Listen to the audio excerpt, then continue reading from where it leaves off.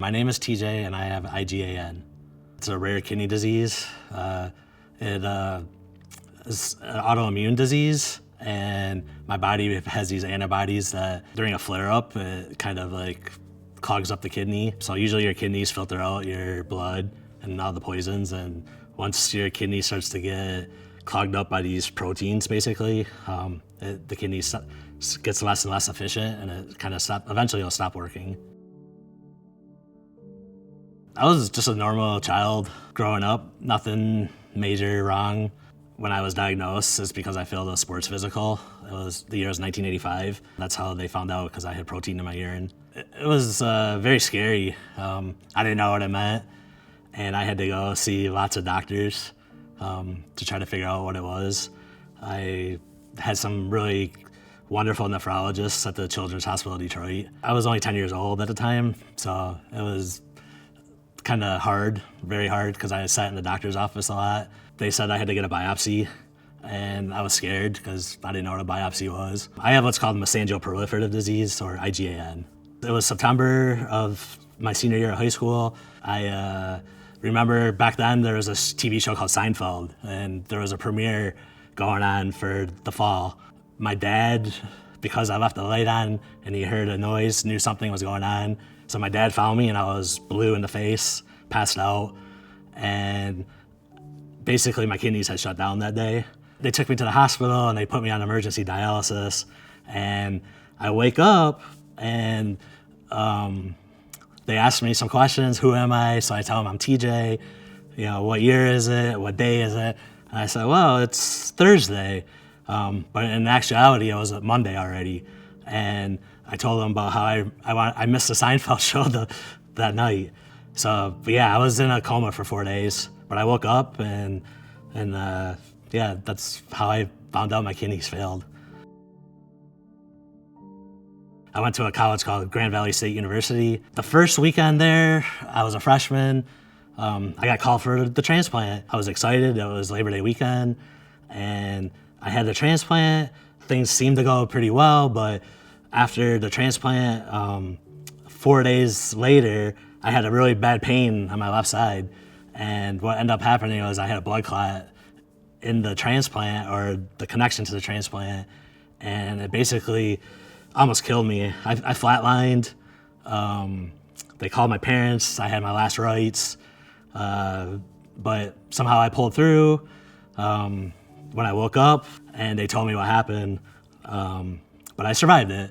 So I had to go back on dialysis. It was really tough, but I continued going to school, and yeah, then I got called for a transplant again a year and a half later, actually.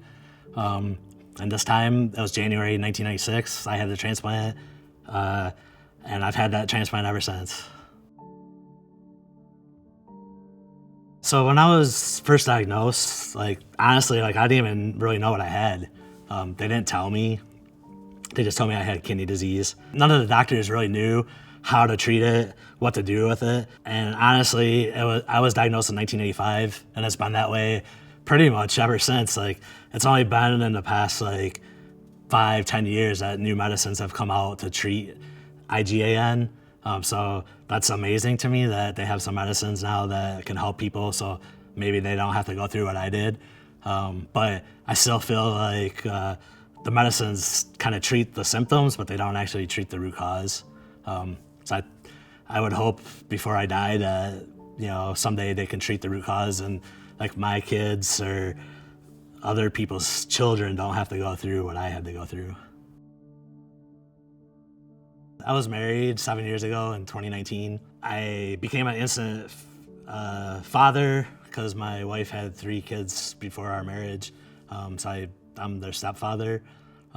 So I figured life's been pretty good for me, so now it's kind of my turn to try to help someone else out. I was given this awesome gift of life, and I've had a great life, so I figured I would become a father, see what that's like. And I also had my own child with my wife. So I went from having 0 family to basically 4 children and a wife, just overnight. But it's been great. I did dialysis when I was 18. When I did hemodialysis, I'm not sure if they still do it this way, but my center had like they called it a pod, and there was like 3 or 4 lazy boy chairs. 2 would face each other. I could look left and right to see someone doing their treatments along with me. You know, I became friends with the people I did my treatments with because I did hemodialysis for at least 6 months. And then one day, like, the person next to me didn't show up, and I asked my technicians, I'm like, well, where is Bob? And they said, well, you know, Bob's not here today. They didn't really say why, but Bob didn't really survive. So dialysis is tough on people. That was tough, seeing people not survive this disease. I wanted to return to a relatively normal life, which means traveling, going to school, working. I didn't really want to be stuck in a hospital or a clinic all day, every day. I didn't want to be sick. So I had kind of like a yearning to live. Maybe you could call it a fire. I'm not really sure. A spirit. I used to play sports a lot, so I was involved in the transplant games. I went to places like Australia, to Japan, different cities in the United States like Salt Lake City, Columbus. Every year, these transplant games were a way to kind of show that I'm living kind of a normal life. I participated in basketball and volleyball, table tennis, bowling, and I even did, one time only, I did the race walk. I was in Australia, 1997, and I got to see my name up on the big billboard, and it said TJ from the United States of America. And it took me like 13 or 14 laps around the field, but every time I saw my name up there, it kind of, you know, told me, you're here, you're doing it, someone's watching over me. And because of my gift of life, I was there. Well, first I want to say thank you to all the researchers out there. I appreciate your efforts. But secondly, like I said, it seems in the last 10 years, there's been a lot of advances, but a lot of it's kind of just treating symptoms, but not really figuring out what the root cause of our disease is. So I would like to see some treatments to hopefully find that root cause and fix it so that people don't have to get damage to their kidneys because of this disease.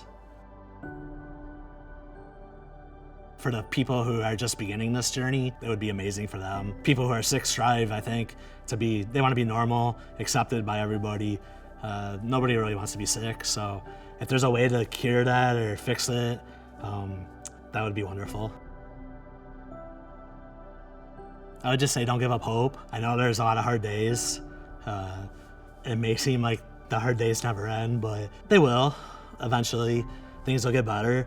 You know, you can go on to live a productive life. You can see a lot of amazing things in the world. You can work, you can go to school, you can raise a family. God's always provided a way for me to get through things.